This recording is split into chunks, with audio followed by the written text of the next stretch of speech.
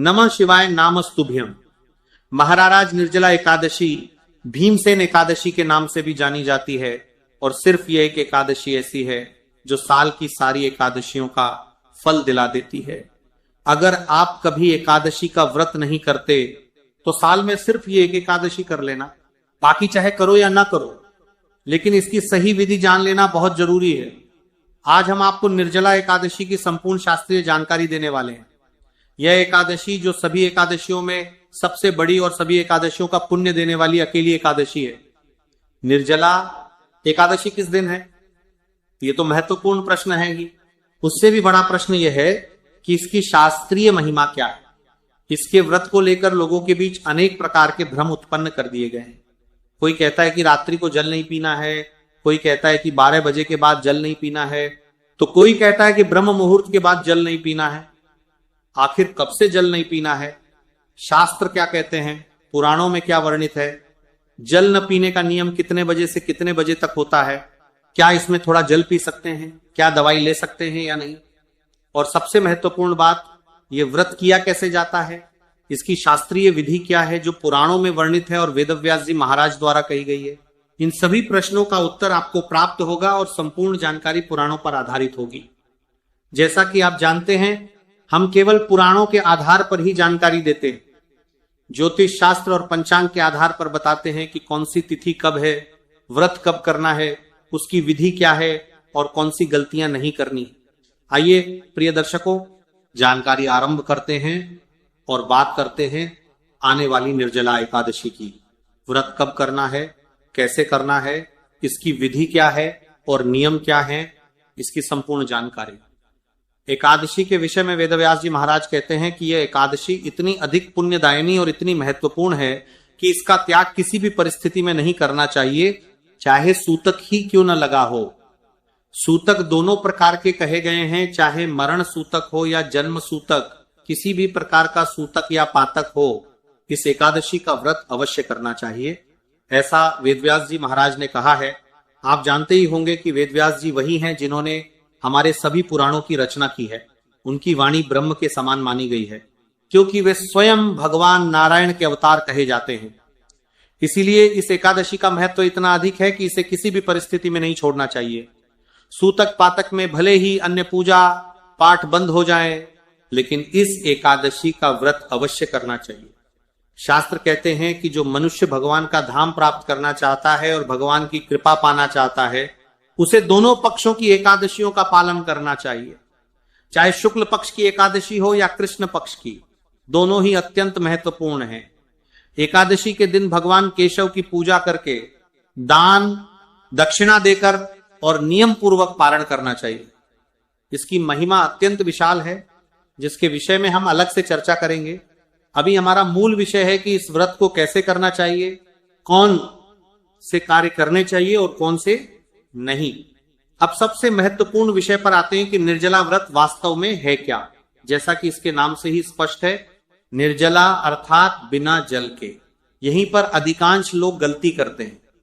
कोई कहता है कि ब्रह्म मुहूर्त के बाद पानी नहीं पीना चाहिए, कोई कहता है कि रात 12 बजे के बाद पानी नहीं पीना चाहिए, तो कोई कहता है कि पानी नहीं पीना लेकिन जूस पी सकते हैं। ऐसे अनेक भ्रम समाज में फैले हुए हैं। एक बार निर्जला एकादशी के दिन एक यजमान ने जूस रख दिया। जब उनसे कहा गया कि आज निर्जला एकादशी है, तो उन्होंने उत्तर दिया कि कोई बात नहीं, जल तो नहीं पी रहे, जूस तो पी सकते हैं। लेकिन शास्त्र ऐसा नहीं कहते। निर्जला एकादशी का अर्थ केवल पानी न पीना नहीं है। इसका अर्थ है कि किसी भी प्रकार का पेय पदार्थ ग्रहण नहीं करना है, न जूस, न दूध और न ही कोई अन्य तरल पदार्थ। इतना ही नहीं, यदि आपने निर्जला व्रत का संकल्प लिया है तो फलाहार भी नहीं करना है। निर्जला व्रत का अभिप्राय है कि पूरे दिन न कुछ खाना है और न ही कुछ पीना है। आपके मुख में कुछ भी नहीं जाना चाहिए। अब प्रश्न उठता है कि यह नियम कितने बजे से कितने बजे तक है। लोग कहते हैं कि रात 12 बजे के बाद जल नहीं पीना चाहिए, लेकिन शास्त्र ऐसा नहीं कहते। हमारा व्रत सूर्योदय से आरंभ होकर अगले दिन सूर्योदय तक माना गया है। अर्थात व्रत का वास्तविक नियम सूर्योदय से प्रारंभ होता है और पारण के समय समाप्त होता है। इस विषय में स्कंद पुराण में भी स्पष्ट वर्णन प्राप्त होता है। मैं बताता हूं कि स्कंद पुराण क्या कहता है। स्कंद पुराण में वर्णन आता है कि ये जो एकादशी है इसमें जल वर्जित है, लेकिन प्रश्न ये है कि कब से कब तक। शास्त्रों के अनुसार सूर्योदय के बाद से लेकर अगले दिन द्वादशी के सूर्योदय तक जल का त्याग करना चाहिए। द्वादशी के दिन व्रत का पारण और भगवान का पूजन करने के बाद जल ग्रहण किया जा सकता है।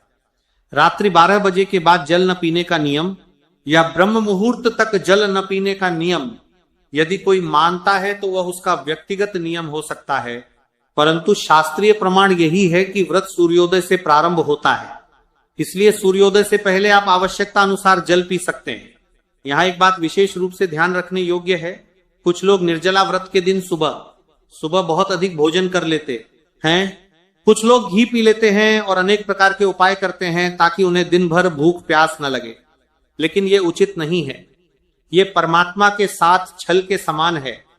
यदि निर्जला व्रत का संकल्प लिया है तो अपनी सामान्य दिनचर्या के अनुसार ही रहना चाहिए। सूर्योदय से पहले केवल जल ग्रहण करें, अन्य किसी खाद्य या पेय पदार्थ का सेवन न करें। अब प्रश्न उठता है कि व्रत प्रारंभ होने के बाद कितना जल लिया जा सकता है। शास्त्र कहते हैं कि कुल्ला करने के लिए जल लिया जा सकता है। शौच आदि के बाद 3 बार कुल्ला करना शास्त्रीय नियम माना गया है। इसी प्रकार पूजा के समय आचमन के लिए जो अल्प मात्रा में जल लिया जाता है वो भी ग्रहण किया जा सकता है। शास्त्रों में कहा गया है कि आचमन के लिए 6 मासा से अधिक जल नहीं लेना चाहिए। पूजा के समय 3 बार आचमन करने पर जितनी थोड़ी मात्रा में जल ग्रहण होता है उससे व्रत भंग नहीं होता। इन दोनों के अतिरिक्त किसी भी प्रकार से जल का सेवन नहीं करना चाहिए। अब प्रश्न आता है कि जिन लोगों को दवा लेनी होती है वे क्या करें। शास्त्रों के अनुसार औषधि लेना वर्जित नहीं है।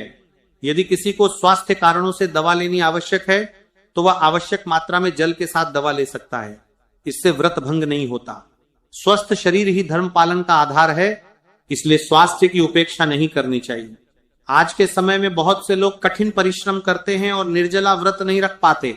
ऐसे लोग जल ग्रहण करते हुए भी एकादशी का व्रत कर सकते हैं। यदि आवश्यक हो तो फलाहार करके भी व्रत किया जा सकता है। हालांकि निर्जला रहकर व्रत करने से जो विशेष पुण्य प्राप्त होता है वह सामान्य व्रत में नहीं मिलता। शास्त्रों के अनुसार निर्जला एकादशी का विधि पूर्वक पालन करने से वर्ष भर की 24 एकादशियों के समान पुण्य प्राप्त होता है। फिर भी जो व्यक्ति निर्जला नहीं कर सकता उसे अपनी सामर्थ्य अनुसार व्रत अवश्य करना चाहिए। भगवान भाव के भूखे हैं। यदि किसी कारणवश व्रत नहीं कर पा रहे हैं तो भगवान नारायण से प्रार्थना करें कि वे आपको अगले वर्ष पूर्ण सामर्थ्य के साथ व्रत करने का अवसर प्रदान करें। इससे किसी प्रकार का दोष नहीं लगता। प्रातःकाल उठकर भगवान को प्रणाम करें और प्रार्थना करें, हे प्रभु, आज निर्जला एकादशी के पावन अवसर पर मुझे इतनी शक्ति प्रदान करें कि मैं आपका व्रत और पूजन विधि पूर्वक कर सकूं। इसके बाद गंगाजल युक्त जल से स्नान करें।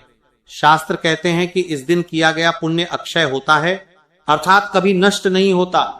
यह पुण्य मनुष्य के भाग्य को जागृत करता है और जीवन में शुभता लाता है। स्नान सूर्योदय से पहले करना श्रेष्ठ माना गया है। इस दिन दातून, टूथपेस्ट या सामान्य मंजन का प्रयोग नहीं करना चाहिए, क्योंकि इनमें नमक अथवा अन्य तत्व होते हैं जो व्रत के नियमों के अनुकूल नहीं माने गए हैं। स्नान के बाद भगवान सूर्य को अर्घ्य दें, माता तुलसी को जल अर्पित करें और यदि रविवार ना हो तो पीपल वृक्ष को भी जल दें। एकादशी के दिन तुलसी पूजन विशेष पुण्यदायक माना गया है। इस दिन पितरों का तर्पण भी किया जा सकता है। इसके बाद भगवान विष्णु का पूजन करें, एकादशी कथा का श्रवण करें, विष्णु सहस्त्रनाम का पाठ या श्रवण करें तथा भगवान की आरती करें। इस दिन घड़े का दान, जल का दान, पंखे का दान, खरबूजे तथा अन्य फलों का दान और सामर्थ्य अनुसार धन का दान अत्यंत पुण्यदायक माना गया है। यदि ब्राह्मण उपलब्ध हो तो उन्हें दान दें, अन्यथा भगवान को समर्पित करके योग्य व्यक्ति को दान कर सकते हैं। जल से भरा हुआ घड़ा दान करना विशेष शुभ माना गया है। यदि कोई ग्रहण करने वाला न मिले तो उसे पीपल या तुलसी के समीप श्रद्धा पूर्वक अर्पित किया जा सकता है। दिन भर मन को शांत रखते हुए भगवान के नाम का स्मरण करें और सायंकाल कीर्तन, भजन या हरिनाम संकीर्तन अवश्य करें। यदि मंदिर जाना संभव न हो तो घर पर ही भगवान का नाम जपें। अब बात करते हैं व्रत की तिथि की। निर्जला एकादशी तिथि 24 जून 2026 को सायं 6 बजे प्रारंभ होगी और 25 जून 2026 को रात्रि 8-9 बजे समाप्त होगी। क्योंकि 25 जून को सूर्योदय के समय एकादशी तिथि विद्यमान रहेगी, इसलिए निर्जला एकादशी का व्रत 25 जून 2026 गुरुवार को रखा जाएगा। पूजा का शुभ समय प्रातः 5:30 बजे से 7:00 बजे तक रहेगा। पारण की तिथि 26 जून 2026 शुक्रवार। पारण का शुभ समय प्रातः 5:25 बजे से 8:13 बजे तक। शास्त्रों के अनुसार द्वादशी तिथि समाप्त होने से पहले व्रत का पारण करना अत्यंत शुभ माना गया है। प्रातःकाल स्नान के बाद भगवान विष्णु का पूजन करें, उन्हें भोग अर्पित करें और तत्पश्चात जल या प्रसाद ग्रहण करके अपना व्रत खोलें।